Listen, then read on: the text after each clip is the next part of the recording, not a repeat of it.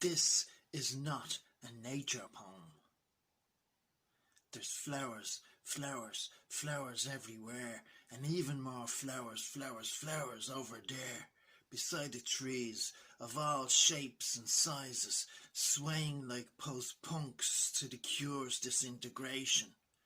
The wind is whooshing back and forth through my hair, and whooshing back and forth through your hair too.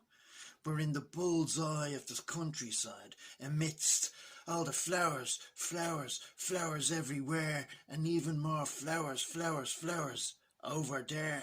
I hear the corn crake, smell the silage, and bend down. I raise a large, fluttering clump of freshly cut grass up to my hairy nostrils, and I wipe my arse with it.